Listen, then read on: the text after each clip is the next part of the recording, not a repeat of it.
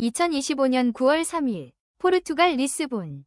오랜 역사를 자랑하는 관광 명소 글로리아 푸니쿨라 전차가 탈선했습니다. 이 사고로 17명이 목숨을 잃고 20명 이상이 다쳤습니다.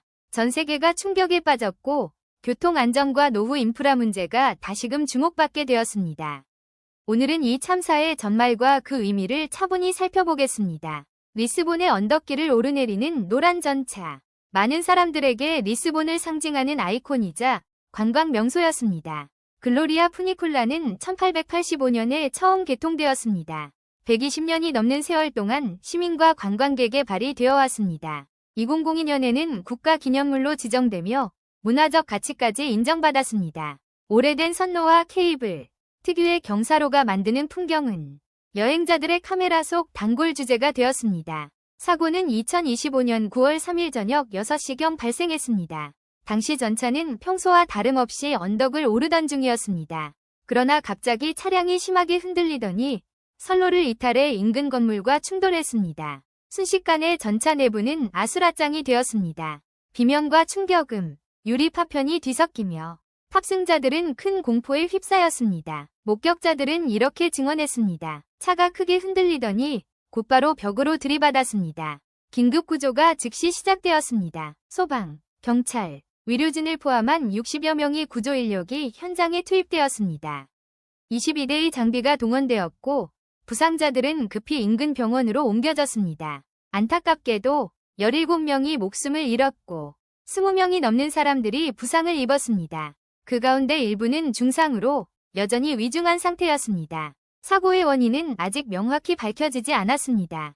그러나 전문가들은 공통적으로 지적합니다. 전차를 움직이는 케이블이 느슨해졌거나 끊어졌을 가능성이 크다는 것입니다. 이로 인해 차량은 제동력을 잃고 결국 선로를 벗어나 충돌한 것으로 추정됩니다. 사실 이 전차는 과거에도 비슷한 문제를 겪은 적이 있습니다. 2018년 작은 탈선 사고가 있었지만 다행히 인명피해는 없었습니다. 그러나 이번에는 훨씬 큰 비극으로 이어졌습니다. 운영사 측은 정기점검과 유지보수를 모두 이행했다고 밝혔습니다. 하지만 노후화된 구조물의 위험은 완전히 예방하지 못한 것으로 보입니다. 포르투갈 정부는 즉시 국가애도일을 선포했습니다. 9월 4일 전국적으로 희생자를 추모하는 날이 지정되었습니다. 리스본시 역시 사흘 동안 도시 전체가 애도 기간에 들어갔습니다. 대통령과 총리, 그리고 시장은 한 목소리로 유가족들에게 위로를 전했습니다. 이번 사고는 단순한 교통사고가 아닙니다. 우리의 안전관리 시스템을 다시 돌아보라는 경고입니다. 시민들은 큰 충격에 빠졌습니다. 매일 오가던 길, 혹은 여행의 추억이 깃든 장소가 한순간에 비극의 무대가 되었기 때문입니다. 분노와 슬픔 속에서 많은 이들은 이렇게 말했습니다. 관광 명소가 왜 무덤이 되어야 했는가? 이번 참사는 리스본만의 문제가 아닙니다. 전 세계 수많은 도시들이 노후한 교통 인프라를 안고 있습니다. 철로, 전차, 케이블카, 푸니쿨라 같은 시설들은 역사적 가치가 크지만 동시에 안전 문제를 안고 있습니다. 이번 사건은 우리 모두에게 중요한 질문을 던집니다. 우리는 안전을 위해 얼마나 투자하고 있는가?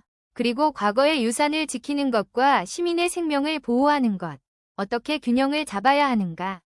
리스본 전차 탈선 참사는 단순한 사고가 아닙니다. 매일 타고 다니는 교통수단, 아름다운 풍경 속에서 무심히 지나치던 전차 한 대가 얼마나 큰 비극으로 이어질 수 있는지를 보여줍니다. 이번 사고를 계기로 전 세계가 교통안전과 인프라 관리에 더 큰 관심을 기울이기를 바랍니다.